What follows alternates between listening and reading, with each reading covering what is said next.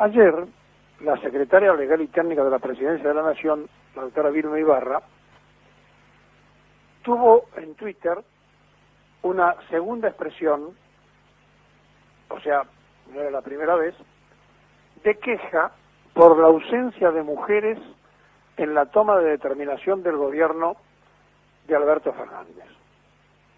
Inmediatamente a esta queja absolutamente justa que hace Vilma Ibarra, nosotros hacemos una imaginaria referencia constante a que el verdadero padre de la democracia fue Perón, porque en la Argentina, hasta Perón, la mujer no tenía derecho a voto.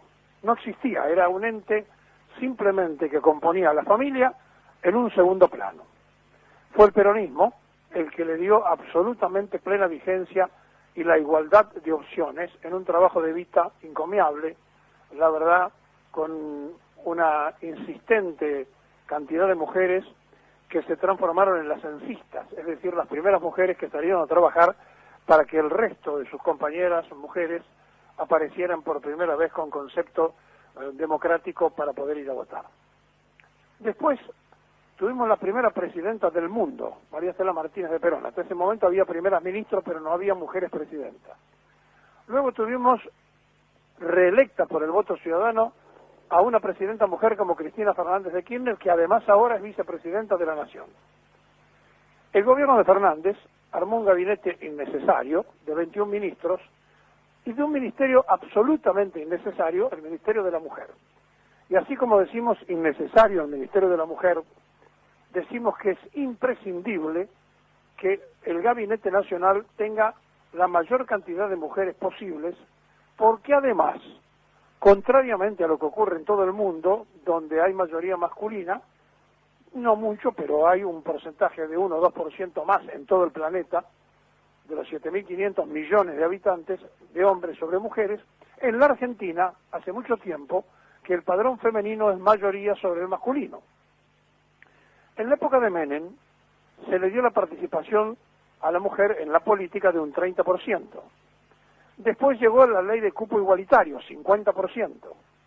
Y el hombre siempre, o el varón siempre buscó la manera de hacer un poquito más de tiempo para no entregarle un derecho que votaba, pero que no estaba muy conforme de lo que ejerciera. Ayer, en una demostración absolutamente machista, machirulista, dirían las mujeres, se juntaron dirigentes empresarios, gremiales y del gobierno, con una ausencia absoluta de la mujer argentina. Y entonces se enojó Vilma Ibarra, que compartimos total y absolutamente con la secretaria legal y técnica de la Presidencia su queja, porque dijo que la mujer en este tiempo debe ser protagonista. En realidad, en todos los tiempos la mujer tiene que ser protagonista, porque estamos frente a una situación absolutamente de paridad de género y además, reitero, en la Argentina son mayoría en el padrón. Dicho esto, repasemos quienes estuvieron ayer junto al presidente de la República tratando de analizar el momento y la situación en la residencia de Olivos, y donde convergieron los empresarios de que no era conveniente que la Argentina entrara en cesación de pago, cosa que en realidad formalmente ya está en cesación de pago. La Argentina está absolutamente sin poder pagar desde la época en que tocó el timbre del Fondo Monetario en el gobierno anterior y fue a pedir auxilio. Después de haber pagado las tasas más altas de la usura mundial, terminó en el Fondo Monetario pidiendo el préstamo más grande de toda la historia, que evaporaron a través de sus amigos de la timba financiera en el gobierno de Macri. Y ahora, la Argentina, que siempre usó como bandera, por lo menos un sector que se identifica donde mayoritariamente está el voto peronista, más allá de cómo esté formado Alberto, si es socialdemócrata, si es peronista o no es, si le gusta Alfonsín más que Perón o lo que fuere, el presidente de la Nación fue respaldado mayoritariamente por el voto peronista. Bueno, el peronismo históricamente se ha quejado del Fondo Monetario Internacional, como se ha quejado la izquierda. Y sin embargo, ahora parecería ser que cada vez que decimos algo a nivel internacional, lo decimos diciendo tal cual dice el fondo, tal cual nos recomienda el fondo, tal cual observa el fondo. Este cambio en la observancia hacia afuera, es como buscar un palenque para rascarnos porque estamos ante una soledad que hace que la Argentina, que ha incumplido los pagos, nunca hizo lo que había que hacer: investigar lo fraudulento de la deuda, investigar, sobre todo Alfonsín, investigar la deuda creada por una dictadura que tenía todo, absolutamente la democracia para decir no la vamos a reconocer, reconoceremos la deuda de la democracia, pero no la deuda creada artificialmente por la dictadura, y no lo hizo. Y a partir de allí todos los gobiernos que sucedieron se fueron enganchando en el reconocimiento de una deuda absolutamente fraudulenta, denunciada oportunamente por Alejandro Olmos, pero que obviamente en la Argentina insólita y de esta democracia fraudulenta la dejan pasar, miran para otro lado y siguen adelante. En una semana que Adolfo Rodríguez Sá fue presidente de la República, nos ilusionamos todos, porque dijo: no vamos a pagar, estamos en cesación de pago, no vamos a reconocer la deuda, y lo corrieron con los bomberos. Adolfo Rodríguez Sá terminó renunciando por la cadena de radio y televisión desde San Luis, porque le hicieron creer que el pueblo estaba en contra de esa decisión ante una movida que le habían hecho en Mar del Plata cuando él estaba en la residencia presidencial, y en la residencia de Olivo le cortaron la electricidad, el agua y el gas, en una demostración de que él era presidente pero que no tenía el poder. Frente a estas cosas que pasaron en la Argentina oculta, en una Argentina no muy conocida por todos nosotros, entonces aparece después el acuerdo dual de Alfonsín.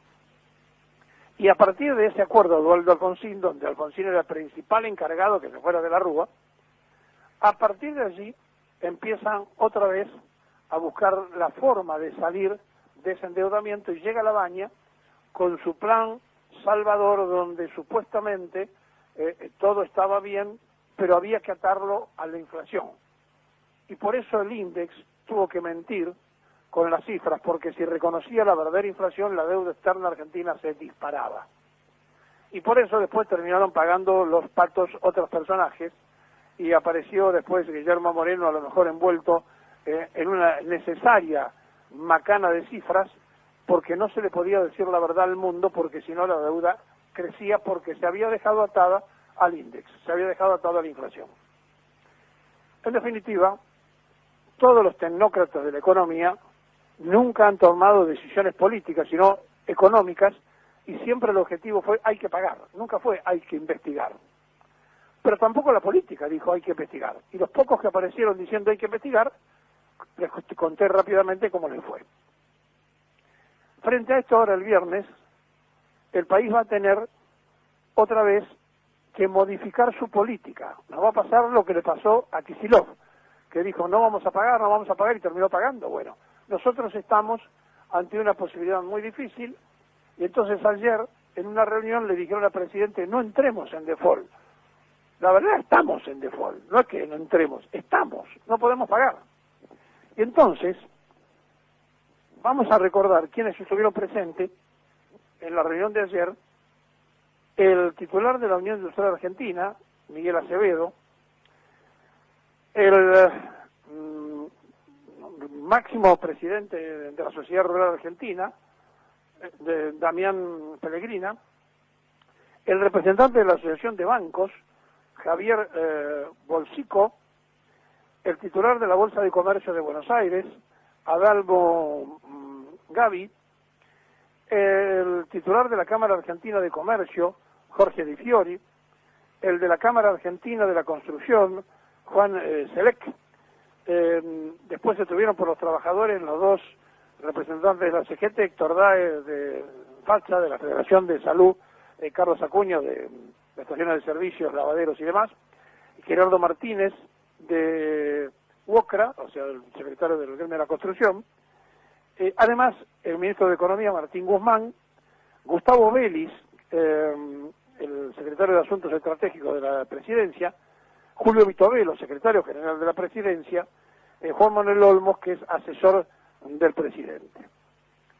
Ninguna mujer. Tiene absolutamente razón Vilma Ibarra. Ahora, ¿por qué negamos la presencia de la mujer en las reuniones decisorias? ¿Por qué nos llenamos la boca inventando un Ministerio de la Mujer que no tiene ningún sentido? ¿Y por qué no le damos participación en el 50% por lo menos de los ministerios del país a las mujeres? No solo que son mayoría, sino que han demostrado que cuando hemos fracasado los varones, ellas salieron a resolver los problemas. Y si no, obsérvese, 2 mujeres al cargo de la presidencia de la República como consecuencia del fracaso masculino. Léalo así, póngalo de esa manera.